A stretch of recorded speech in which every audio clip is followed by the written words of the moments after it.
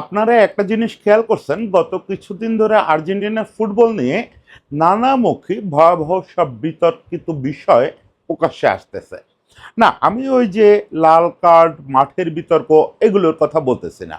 এগুলো চলমান বিষয়। এসব বিতর্ক নিয়ে আমি আগে একদিন বলছি যে আপনি যখন চ্যাম্পিয়ন হবেন, হওয়ার পথে আপনার পায়ে কখনো কলঙ্কের দাগ লাগবে, কখনো কলঙ্ক জোর করে লাগানো হবে। এটা বদল হওয়ার কিছু না। কিন্তু এছাড়াও বহু বিষয় আসতেছে। আপনি দেখতেছেন এএফ এর দুর্নীতি নিয়ে, মানে আর্জেন্টাইন ফেডারেশনের দুর্নীতি নিয়ে তদন্তের খোঁজ খবর আসতেছে। তাপিয়া, যিনি এএফ এর প্রেসিডেন্ট, তিনি এখন আমেরিকায়, তাকে দফায় দফায় এফবিআই অফিসে গিয়ে হাজিরা দিতে হচ্ছে। তিনি যে কোনো সময় আমেরিকাতেই গ্রেপ্তার হতে পারেন, এরকম খবরাখবর আপনি পাচ্ছেন। আর্জেন্টিনারই বিখ্যাত সাংবাদিক, তিনি আর্জেন্টিনার হারের খবর খুঁজে বের করছেন এই বলে বিখ্যাত বিরাট একটা প্রতিবেদন করছেন। সেখানে আর্জেন্টিনায় নারী ফুটবলারদের উপরে নির্যাতন হয়, টাকা সরানো হয়, 2022 বিশ্বকাপে পাওয়া অর্থ বেনামে ব্যয় করা হয়েছে, এরকম অনেক অভিযোগ আসছে। এগুলো একটা দিক। দ্বিতীয় দিক হচ্ছে লিওনেল মেসি নির্দিষ্ট একটা মতাদর্শের অনুসারী, এরকম একটা ফ্লেভার ছড়ায় দেওয়া হয়েছে। খোদ ইসরায়েল থেকেই একটা পত্রিকায় এরকম একটা দাবি করার চেষ্টা করা হয়েছে যে সে তাদের সমর্থক, এবং এতে সারা বিশ্বে তাকে নিয়ে একটা বিতর্ক তৈরি হচ্ছে। একই সঙ্গে আপনি দেখবেন যে এই বিশ্বকাপ শুরুর আগে একটা রহস্যময় মেইল সব জায়গায় ছড়ায় পড়ে, যেটা বাংলাদেশেও ফেসবুকে প্রচুর শেয়ার হয়েছিল, যে কোনো একটা পিআর এজেন্সি বিভিন্ন ইনফ্লুয়েন্সারদের মেইল দিয়ে জানাচ্ছে যে আর্জেন্টিনা এই বিশ্বকাপ শুরু হলে আর্জেন্টিনার প্রতিটা ম্যাচে বিভিন্ন ইস্যু নিয়ে বিতর্ক তৈরি করতে হবে, করলে সেটার অনারিয়াম পাবে। এখন এই পুরো জিনিসটাকে আমরা একটু দেখব। এই পুরো জিনিসটা যা হচ্ছে সেটা যদি আমি বুঝেও থাকি, এটা বলার মতো সাহস বা বিবেচনা আমার আছে বলে মনে হয় না। আমি আসলে একটু ধারাবাহিকভাবে প্রশ্নগুলো আপনাদের সামনে, তথ্যগুলো উপস্থাপন করব। সূত্রগুলো জোড়া দেওয়ার কাজটা আপনাদের। আজকে আজকে আমি কোনো ব্যাখ্যা দেব না। আজকে আপনারাই ঠিক করবেন যে এই সূত্রগুলো জোড়া দিলে কি হয়। আপনারাই ঠিক করবেন যে এই প্রশ্নগুলোর উত্তর কি হতে পারে। ফলে আমি শুধু কতগুলো তথ্য জানাই, ধারাবাহিকতা জানাই, কি কি ঘটছে সেটা জানাই। আজকে আর কল্পনা না করি, কল্পনার কাজটা আজকে আপনাদের। আমি আমার ভিউয়ারদের ওই পরিমাণে যোগ্য মনে করি যে যে কেউ, আমার ভিউয়ারদের মধ্যে যে কেউ এসে এখানে বসে আমার চেয়ে ভালো বলার যোগ্যতা রাখেন এবং ভালো ব্যাখ্যা করার যোগ্যতা রাখেন। তো আজকে ভিউয়াররা মিলেই ব্যাখ্যাটা করে দেবেন, আমি শুধু তথ্যটা বলি। দেখেন, শুরুতে বলি যে তথ্যগুলোর ঝামেলাটা কোথায়। যে তথ্যগুলো আমরা শুনতে পাচ্ছি, যা বা যে ঘটনাগুলো আমরা দেখতে পাচ্ছি, তার ভিতরে পরস্পর বিরোধিতাটা কোথায়। আমরা তো একটা কমন পারসেপশন হচ্ছে যে যেহেতু ইউএসএ তে বিশ্বকাপ হচ্ছে, ইউএসএ ইসরায়েল এই গোষ্ঠীটায় বা বিশ্বকাপের প্রধান নিয়ন্ত্রক, এবং আর্জেন্টিনার সঙ্গে তাদের সুসম্পর্ক, মানে অতি সুসম্পর্ক মিলেই সরকার বলা যায় যে নিজেরে শুধু ইসরায়েলি ঘোষণা করতে বাকি আছে, সে আসলে ইসরায়েলি হয়ে গেছে।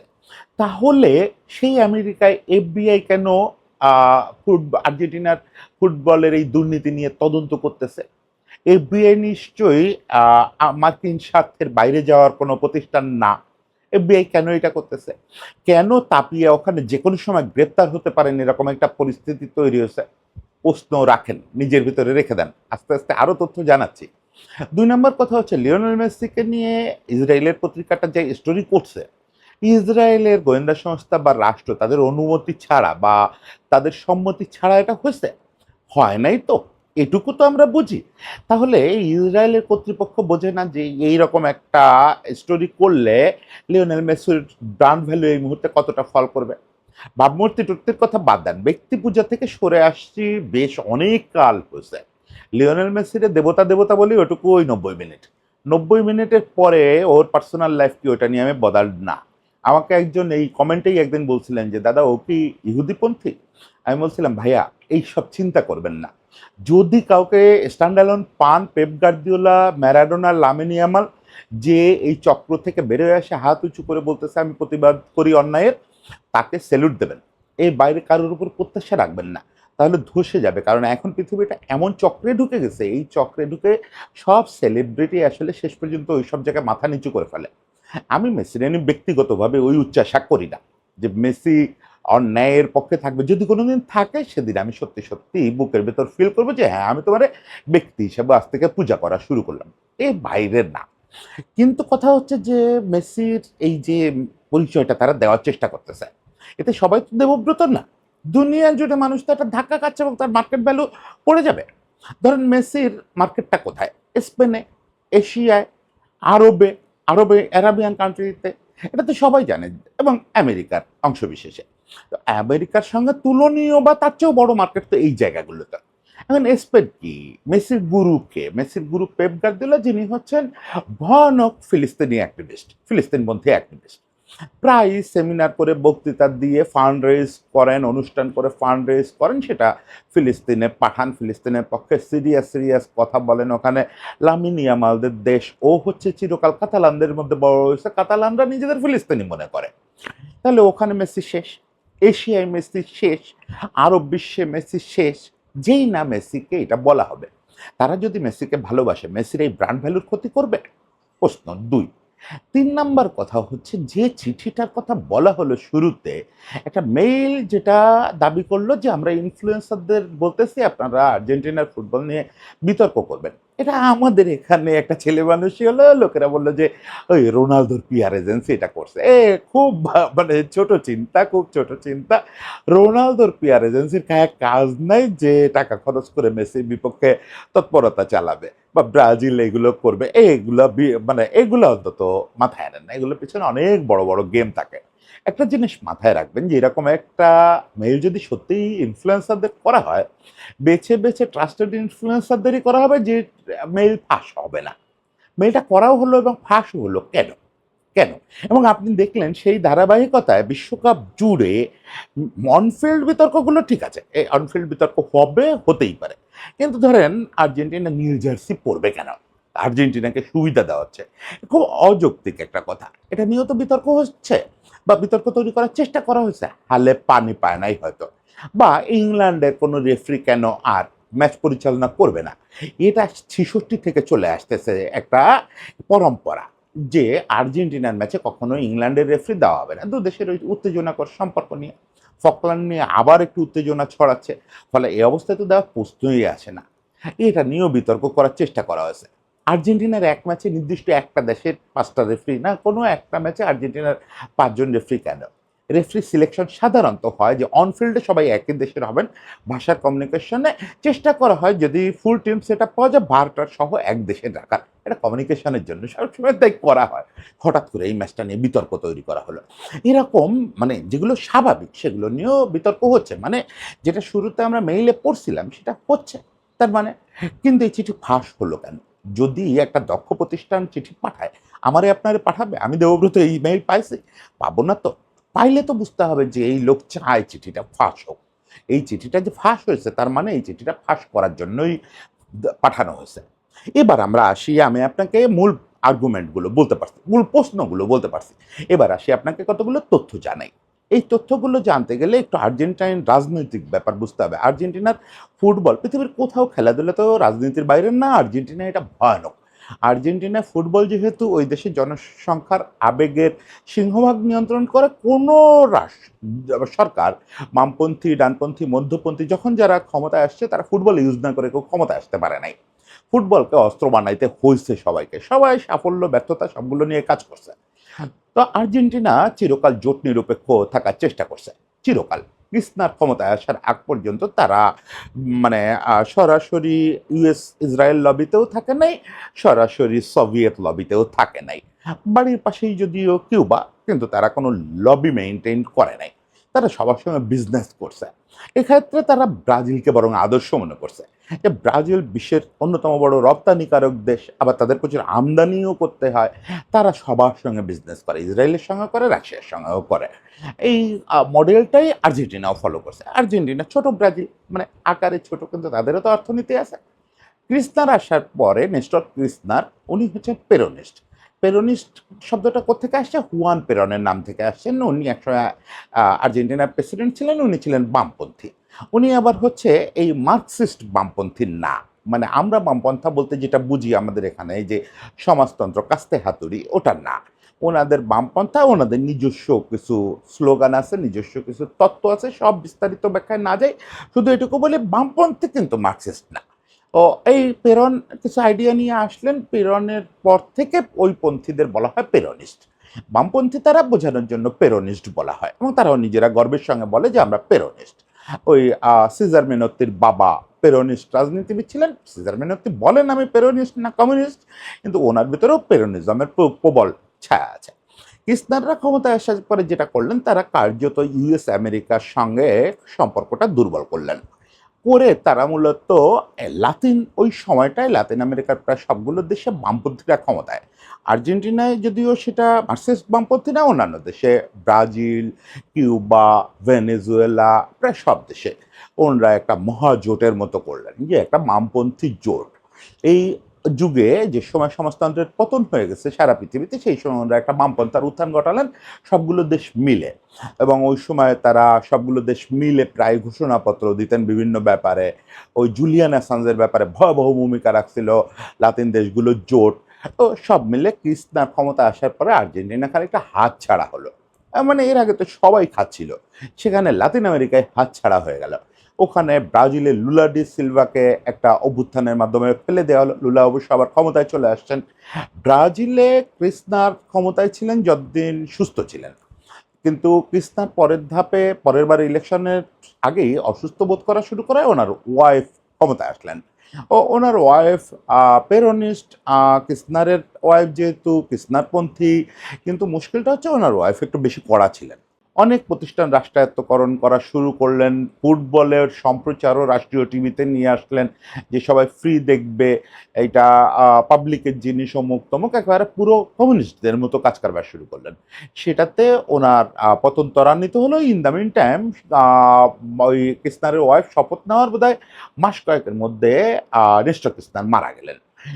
ফলে ওদের একটা ভয়াবহ পতন হলো। এর মধ্যে ক্ষমতায় আসলেন মারিসিও মাক্রি।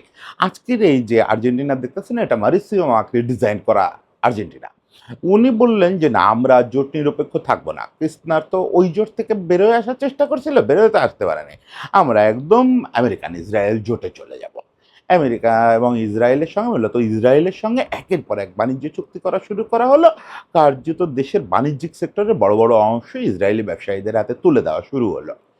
এর ফলে প্রচুর আবার বেসরকারীকরণ করা হলো, লেবারদের ছাঁটাই মাটাইয়ের ইয়েতে ও মাক্রি ক্ষমতায় থাকতে পারলেন না। আবার অল্প কিছুদিনের জন্য কৃষ্ণার পড়তে একজন প্রেসিডেন্ট ক্ষমতায় আসলেন, তিনিও বেশি দিন টিকতে পারলেন না অসন্তোষের কারণে, পরের ইলেকশনে হেরে গেলেন। এবার ক্ষমতায় আসলো এই যে মিলেই, এবার ক্ষমতায় আসলো এই যে হ্যাভিয়ের মিলেই। হ্যাভিয়ের মিলেই দ্য জেলোনস্কি অফ আর্জেন্টিনা। আমি তাই বলি, হ্যাভিয়ের মিলেই কে, হ্যাভিয়ের মিলেই কি করতেছেন, এটা একটু জানা দরকার। হ্যাভিয়ের মিলেই অর্থনীতির মানুষ, অর্থনীতি নিয়ে লেখালেখি করতেন। টক শো মূলত হচ্ছে, যে জন্য আমি বলি জেলেনস্কি অফ আর্জেন্টিনা মূলত টকশো পার্সন। আমাদের এখানে অনেকে দেখেন না, খুব মহাপণ্ডিত আসলে, মানে প্রশাসনিক টনিক কাজে দক্ষ না, তাদের নিয়ে আপনারা রসিকতাও করেন। ওই প্রতি রাতে গিয়ে টক শোতে দুনিয়া কাঁপায় ফেলা, ভুতুড়ে গেট আপ, খানিকটা কমেডিয়ান টাইপের, জেলেনস্কির মতো কমেডিয়ানদের মতো করে টক শোতে কথা বলেন, অদ্ভুত অঙ্গভঙ্গি করেন, গান করেন, আসলেও পপ সিঙ্গার, স্টেজ মাতানো গান করেন, চিল্লায় পাল্লায়, মানে জনপ্রিয় হয়ে গেল এইসব করতে গিয়ে, পাগলা জনপ্রিয়। Nothing about politics. হঠাৎ করে তাকে কে বা কারা চুজ করলো যে মাকরির পন্থীদের, মাকরি পন্থীরা কিন্তু একাধিক দলে বিভক্ত। মাকরির দল হচ্ছে পিআরও, কিন্তু সে দল আর ক্ষমতায় আসবে মনে হচ্ছে না। মাকরির পরে এত বেশি অসন্তুষ্ট হয়ে গেছে আর্জেন্টিনা পাবলিক, একটা অন্য দলের হয়ে দাঁড় করানো হলো এই মিলেইকে। ফ্রম নো হয়, সে রাজনীতিতে ছিলই না, একেবারে জেলেনস্কির মতো, বা বলতে পারেন ট্রাম্পের মতো, যে কোথা থেকে ধরে এনে তারে প্রেসিডেন্ট করা হলো, কে করলো, কারা করলো, এটা হিসাব আপনাদের রাতে। আমি এই এই প্রশ্নের উত্তর দিতে পারার মতো যোগ্যতা থাকলে তো হইতই। কিন্তু এটুকু বুঝতে পারেন যে মাকরি যাদের পারপাস সার্ভ করতে চাইছিলেন, পারেন নাই, তারাই জোরজার করে এই মিলেই নামের প্রায় জোকার লোকটাকে ক্ষমতায় বসায় দিল। এরপরে একটা যাচ্ছে তাই কাণ্ড শুরু হয়ে গেল। মানে এই লোক তো ওই যে যেটা বলি, যে পারলে নিজেকে যে কোনো সময় ইহুদি বলে ঘোষণা করে দেয়। আর্জেন্টিনার এমন কিছু নাই যে জিনিসটার উপরে ইসরায়েলের দখল কায়েম হয় নাই। এই লোক যতবার বাড়ি যায় তার চেয়ে বেশিবার তেল আবিব সফর করে। যাই হোক, আমরা এই ব্যক্তিগত গীবত না করি, কিন্তু সমস্যাটা হলো এই সময় এসে প্রবল ক্রাইসিস শুরু হলো আর্জেন্টিনার ফুটবল ফেডারেশনের সময়। ক্রাইসিসটা শুরু হলো আরো একটু আগে, 2018 সালে। তখন মাক্রি ক্ষমতায়। সেই সময় মেসিরা এবং তাপিয়া আহ, এই ফেডারেশন ভার্সেস সরকার যুদ্ধ শুরু করে দিল। আর্জেন্টিনায় ফেডারেশন সরকার যুদ্ধ নতুন কিছু না, কিন্তু আপনি যদি তাপিয়ার হিস্ট্রিটা বোঝেন তাহলে বুঝবেন যে এটা পলিটিক্যাল যুদ্ধ। তাপিয়া ছিলেন হচ্ছে একজন ট্রেড ইউনিয়ন লিডার, বামপন্থী মানুষ, পরে কৃষ্ণাপন্থী রাজনীতিবিদ, এবং ওই সুবাদেই উনি এএফএ প্রেসিডেন্ট। ফুটবলে মানুষ, ছোট ক্লাব চালাতেন, সেখান থেকে এখানে আসছেন, কিন্তু মূল পরিচয় তার ট্রেড ইউনিয়ন লিডার এবং কৃষ্ণারপন্থী মানে পেরোনিস্ট রাজনীতিবিদ। উনি এবং মাকরি মানে এই মিলের ফাদার ফিগার যে, তার কখনো মিল হয় নাই। ওই সময় তাপিয়া প্রথম বিদ্রোহের মতো করলেন, সেটা হচ্ছে যখন ইসরায়েলের সঙ্গে একটা ম্যাচ পাতালো সরকারি পর্যায়ে। সরকার ঠিক করলো ইসরায়েলে একটা প্রীতি ম্যাচ খেলতে যাবে আর্জেন্টিনা। ওই সময় আর্জেন্টিনা জুড়ে ফুটবল বিক্ষোভ হচ্ছে। আর্জেন্টাইনরা তো প্রো ফিলিস্তিনি চিরকাল, কারণ আর্জেন্টাইনরা তো ম্যারাডোনা মতো, আর্জেন্টাইনরা তো ম্যারাডোনা। তারা তো চিরকাল বলে যে আমরা হৃদয়ে ফিলিস্তিনি। আর্জেন্টিনা যাচ্ছে তাই অবস্থা, একবারে রাস্তায় রাস্তায় মিছিল হচ্ছে, না ইসরায়েল খেলতে যাওয়া যাবে না, ইসরায়েল এরকম অত্যাচারী, অমুক তমুক, ইসরায়েলে খেলতে যাওয়া যাবে না। তাপিয়া প্রেসিডেন্টের সঙ্গে আলাপ না করে ওই ম্যাচটা ক্যান্সেল করে দিলেন, যে না, আমরা এই অবস্থায় এইরকম গণহত্যা চলতেছে, এরকম নির্যাতন চলতেছে, সে জায়গায় আমরা তাদের সঙ্গে খেলতে যেতে পারি না, আর্জেন্টিনা ওখানে যাবে না। মারিসিও মাক্রির পতনের আরেকটা কারণ এটাও মনে করা হয় যে মাক্রি কেন তাপিয়ারে সামলাতে পারেন নাই। মাক্রি প্রচণ্ড ইসরায়েলপন্থী হওয়ার পরও মাক্রির উপর থেকে ইসরায়েলের সমর্থন উঠে গেছিল, এবং দীর্ঘদিন পর্যন্ত কূটনৈতিক সম্পর্কই বন্ধ ছিল, বাণিজ্যিক সম্পর্ক পর্যন্ত বন্ধ ছিল, কথা বলা বলি বন্ধ ছিল। এই ঘটনার পরে ইসরায়েল তীব্র রিয়াকশন করছিল এটা। তাপিয়ার কিছু যায় আসে নাই। কিন্তু মিলেই ক্ষমতায় আসার পর থেকে তাপিয়ারে মোটামুটি স্ক্রু দিয়ে যত রকম টাইট দেওয়া যায় টাইটের উপরে রাখা হচ্ছে। তাপিয়াও ফাইট ব্যাক করে যাচ্ছে। কৃষ্ণাপন্থীরা তো দেশ থেকে শেষ হয়ে যায় নাই, তারও তো লোকজন আছে, তারও সলিড ভিত্তি আছে। তাপিয়ার বিরুদ্ধে অভিযোগ হচ্ছে যে তাপিয়া প্রচুর টাকা সরাইছে, যে 2022 বিশ্বকাপ থেকে জেতার টাকা ব্যক্তিগত অ্যাকাউন্টে সরাইছে, অমুক তমুক। এগুলো সত্যি না মিথ্যি স্রষ্টা জানে। লাতিন আমেরিকার একজন ট্রেড ইউনিয়ন নেতা, কৃষ্ণাপন্থীর নেতা বলেই যে সে একেবারে পুত পবিত্র হবে তা তো না, হইতেও পারে যে সে অর্থনৈতিক দুর্নীতি করে, আবার হইতেও পারে যে পুরোটাই আসলে এই লোকটারে ওই জায়গা থেকে সরানো, ওই জায়গা থেকে সে যে কৃষ্ণারপন্থী এবং সে আগামী ইলেকশনে বড় ফ্যাক্টর হবে যদি তাকে গ্রেপ্তার করা না যায়, এটা বলতেছি। ফলে তাকে সরাতে হবে। এই মিশনে তার বিরুদ্ধে অন্তত এ পর্যন্ত 10 বার গ্রেপ্তারের চেষ্টা করা হয়েছে আর্জেন্টিনায়। প্রতিবারই কোর্ট রুল আউট করছে। কোর্টে আবার কৃষ্ণারপন্থীদের ভালো প্রভাব আছে। সবচেয়ে বড় কথা, ওদের কোর্টকে ওরা এখনও নিরপেক্ষ মনে করে। কোর্ট বলছে এই অভিযোগে গ্রেপ্তার করা যায় না। সর্বশেষ তার বিদেশ ভ্রমণে নিষেধাজ্ঞার আবেদন করছিল সরকার, সেটাও কোর্ট ডিসঅ্যালাউ করছে। কিন্তু এই বিদেশ ভ্রমণটাই কাল হয়ে গেল। তাপিয়া সম্ভবত কল্পনা করতে পারেন নাই যে ইউএসএতে আসাটা তার জন্য কাল হয়ে যাবে। এখন আমাদের এটাও বোঝা দরকার যে তাপিয়ারে নিয়ে মিলেই বা ইসরায়েলপন্থী যে ব্যবসায়ীরা, তাদের মূল আপত্তিটা কেন? শুধু মিলেইরে ফেলে দেওয়ায় তাপিয়া একটা ফ্যাক্টর হতে পারে এটা? হ্যাঁ, সেটা একটা ফ্যাক্টর যে তাপিয়ার জনপ্রিয়তা সঙ্গে মেসির ইনক্লুশন, এটা মিলে আগামী নির্বাচনে তাপিয়া একটা ফ্যাক্টর হয়ে যাবে। সেটা আপাতত মূল সমস্যা না। মূল সমস্যা হচ্ছে এই যে মিলেই ইসরায়েলপন্থী বিশাল বিজনেসম্যান গ্রুপে আর্জেন্টিনায় হাজির করছে। তারা আর্জেন্টিনার প্রায় সব ধরনের লাভজনক প্রজেক্টের দখল নিয়ে নিতে চায়। সেখানে বিলিয়ন ডলারের একটা বিজনেস আটকায় বসে আছে তাপিয়া, এটা করতে দেবে না। সেটা কি? সেটা হচ্ছে সমস্ত ফুটবল ক্লাবের ওনারশিপ। আর্জেন্টিনার ক্লাবগুলো চিরকাল ওই বার্সেলোনা, রিয়াল মাদ্রিদ মডেলে চলে, একদম সেই 20-এর দশক থেকে এই ক্লাবগুলো ওই মডেলে চলতেছে, এবং এই ক্লাবগুলো একটু ভর্তুকি দিয়েই চালাতে হয়। ওই বোকা জুনিয়র্স, রিভার প্লেট এরকম বড় বড় কিছু ক্লাব ছাড়া বাকি বেশিরভাগই সারা বছরে যা আয় করে তা দিয়ে তাদের চলে না। ফলে ফেডারেশন তাদের ভর্তুকি দেয়। এই ইস্যুটা সামনে এনে প্রথম মাকরি যেটা করলেন, এই মিলের পূর্বসূরি, উনি বললেন যে এই সবগুলো ক্লাব বিক্রি করে দিতে হবে, ব্যক্তি মালিকানায় ইনভেস্টরদের হাতে দিয়ে দিতে হবে, বিদেশি ইনভেস্টমেন্ট আনতে হবে। সেই বিদেশি ইনভেস্টমেন্টটা কোথা থেকে আসবে? অ্যারাবিয়ান তেলের মালিকরা ইনভেস্ট করবে আর ইসরায়েল বেস বিজনেসম্যানরা ইনভেস্ট করবে। একটা ম্যাপ করে ফেলা হলো। কিন্তু মাকড়ি মাকড়ি কিন্তু আগে ছিলেন বোকা জুনিয়র্সের প্রেসিডেন্ট। ওখান থেকে মাকড়ির সঙ্গে লেগে গেল তাপিয়ার। তাপিয়া ও পর্যায়ে ঠেকায় দিলেন যে না, এটা হবে না, এটা সামাজিক মালিকানায় আছে, সামাজিক মালিকানায়ই থাকবে, ওই ক্লাবের সদস্যরাই মালিক, এখানে কোনো শিল্পপতির মালিকানা, কোনো বিদেশি মালিকানা চলবে না। ওনারা বললেন না, আমরা টিভি সত্ত্ব বিক্রি করব বাইরে বড় বড় প্রতিষ্ঠানের কাছে। এই যে আপনারা যেগুলোর নাম শোনেন ইহুদি মালিকানাধীন যেসব প্রতিষ্ঠান, অ্যাপেল ঢুকবে এখানে, অমুক ঢুকবে, তমুক ঢুকবে, এখানে বিলিয়ন বিলিয়ন ডলার আসবে, বোকা জুনিয়র্স বিক্রি হয়ে যাবে, অমুক তমুক, কিচ্ছুতে তাপিয়া রাজি হয় না। এর মধ্যে আবার যেটা ঘটলো, বোকা জুনিয়র্সের কর্তৃত্ব হারালো মাকড়িরা। বোকা জুনিয়র্সে ক্ষমতায় চলে আসলো কিসনারপন্থী আরেকজন মানুষ, হুয়ান রোমান রিকলমে।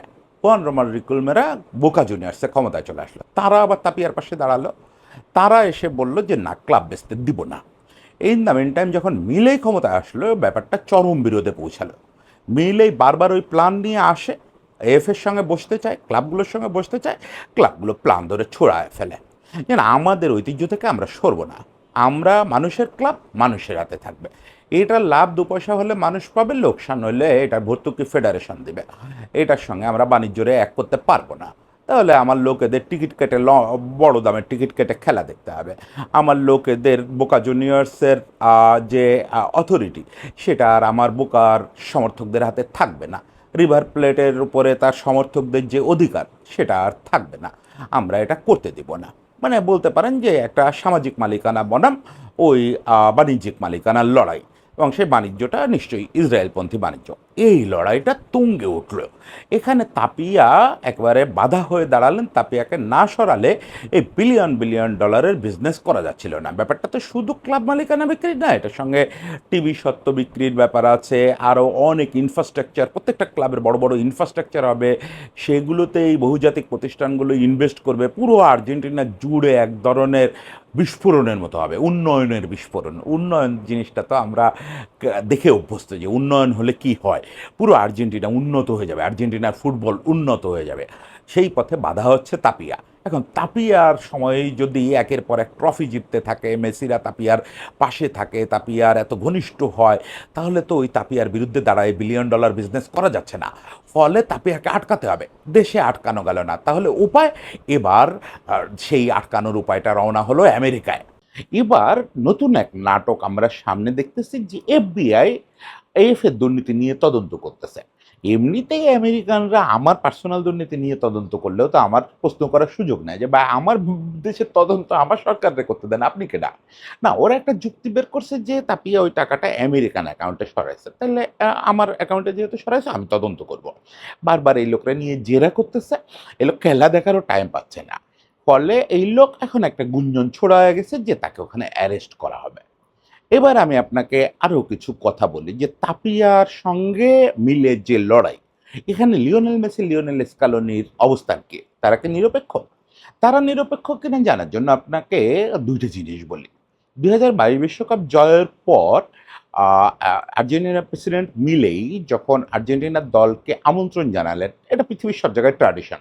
আপনি বিশ্বকাপ জিতে আসলে বা মেজর কোনো ট্রফি জিতে আসলে আপনি প্রেসিডেন্টের সঙ্গে ট্রফি নিয়ে দেখা করবেন, নির্বাহী প্রধানের সঙ্গে। সেখানে সরাসরি লিওনেল মেসি এবং লিওনেল স্কালোনি মিডিয়াতে জানালেন তারা দেখা করবেন না, তারা নির্দিষ্ট কোনো রাজনৈতিক মতের হাতিয়ার হতে চান না। বিরোধটা আরও চরমে উঠল যে একে তাপিয়ার ভোট, তার উপরে এই দুটা আবার হচ্ছে তাপিয়াপন্থী। এবং এরপর থেকে আপনারা ছবি কার্যকলাপে দেখছেন যে এই মেসি তাপিয়াকে ছাড়া খুব একটা চলাফেরা করে না। প্র্যাকটিসেও তাপিয়া এসে বসে থাকে, ওই ম্যাচের আগে তাপিয়ার সঙ্গে ওই যে ওই মাতে খেয়ে, মাতে মানে ওই যে মাতে ড্রিঙ্ক করে তারপরে ওরা প্র্যাকটিসে নামে। তাপিয়া তার সবচেয়ে ঘনিষ্ঠ মানুষ আর্জেন্টিনায়। তাপিয়া পুরোপুরি, তাপিয়ার দিকে ওয়েটটা হচ্ছে মেসি। মানে মেসি পুরোপুরি মিলেই বিরোধী, এ ব্যাপারে কোনো সন্দেহ নাই। সে ইহুদিপন্থী কিনা আমি কিন্তু কোনো জাজমেন্ট দিলাম না, এটুকু আপনাকে জানালাম যে ওখানে ইসরায়েলের সবচেয়ে পছন্দের লোকটা মিলেই বিরোধী। ও পছন্দের লোকটা বলে যাদের দাবি করতেছে সে মিলের ঘোরতর বিরোধী। এখন মিলের জন্য বর্তমানে যে ইহুদিপন্থী যে প্রেসিডেন্ট তার জন্য তাপিয়া এবং মেসি গলার কাটা কেন? গলার কাটা হচ্ছে যে তাপিয়া ক্ষমতায় থাকা অবস্থায় আর্জেন্টিনা যদি আরও একটা ট্রফি জেতে বা নাও জেতে, অলরেডি যে সাকসেস তৈরি হয়েছে, মেসির যে ব্র্যান্ডিং তৈরি হয়েছে, সব কিছু যদি ইনট্যাক্ট থাকে এবং তাপিয়া যদি জেলের বাইরে থাকে, তাহলে তাপিয়া আগামী ইলেকশনে কৃষ্ণাপন্থীদের অন্যতম বড় ফেস হবে। না, প্রেসিডেন্ট ক্যান্ডিডেট না, প্রেসিডেন্ট ক্যান্ডিডেট ওদের আলাদা আছে, ও অন্যতম বড় ফেস হবে। এবং তাপিয়া দেখা যাবে দু একটা অরাজনৈতিক শিরোনামের কিন্তু রাজনৈতিক কার্যক্রমে মেসিরে হাজির করে ফেলছে, স্কালোনিরে হাজির করে ফেলছে। তারা এসে জনগণের কথা বলবে, রাজনীতির কথা বলবে না। এই ইলেকশনে মিলে তাহলে বের হয়ে আসার কোনো সুতো পরিমাণ উপায়ও আর থাকবে না। একমাত্র উপায় তাপিয়াকে জেলে পাঠানো এবং মেসিকে ওটা বোঝানো, তুমি আর আর্জেন্টিনার নিয়ে কথা বলতে আসো না, তুমি স্পেন আমেরিকা নিয়ে আছো, ওখানেই থাকো। তোমার ভাবমূর্তির যে সর্বনাশ ওটা আমি করায় দিচ্ছি, তুমি আর এটা নিয়ে ভাবতে আসো না, হয় আমার সঙ্গে হাত মিলাও, না হলে ভাবমূর্তি কিন্তু আরো শেষ করবো। এখন এই পর্যন্ত আমি বললাম, বাকিটা আপনাদের ব্যাপার। মেসি কোনপন্থী, মেসিকে কি ঘৃণা করতে হবে কি না, আর্জেন্টিনায় কি হচ্ছে না হচ্ছে, এগুলো আপনারা ঠিক করেন। তবে ব্র্যাকেটে এটাও বলে রাখি যে মেসি যদি আমরা যাদের হয়ে লড়াই করতেছি অন্তত মনে মনে তাদের বিরুদ্ধেও হয়, তাতেও আমি অবাক হব না বা আমি হতাশ হয়ে পড়ব না। আজকের এই যে দুনিয়া, এই দুনিয়া ওই ইসরায়েলিদের শাসিত দুনিয়া। আমরা এই দুনিয়ায় বসবাস করতেছি এটা মেনে নিয়েই যে যাদের নিয়ে চিল্লাপাল্লা করি, যাদের প্রতি আবেগ দেখাই, তার বেশিরভাগ অংশটাই ভেতরে ভেতরে হয়তো বিক্রি হয়ে গেছে, জানি না। আমরা শুধু এই ডিসিশনটা নিব যে তোমাকে নিয়ে শুধু 90 মিনিটের চিল্লাবো, 90 মিনিট তোমাকে দেবতা বলবো, তোমার জন্য চোখের জল ফেলবো, অমুক করবো তমুক করবো, তোমার মাঠের বাইরের কর্মকাণ্ডকে ততক্ষণ আমি এন্ডোর্স করবো না যতক্ষণ ওটা জনগণের পক্ষে, মানুষের পক্ষে না যায়। আমি পেপ গার্দিওলার পুরো জীবনকে এন্ডোর্স করব, আমি লামিন ইয়ামালের করব, আমি ম্যারাডোনার করব, যতক্ষণ না জানি মেসিরটা করতে যাব না। তবে এটুকু আপনাদের ইঙ্গিত দিতে পারলাম মনে হয় যে যা অনুমান করতেছেন তা সত্যি না। এখানে বিরাট একটা গেম চলতেছে, বিরাট একটা গেম চলতেছে। সবাই ভালো থাকবেন, সবার জন্য শুভেচ্ছা।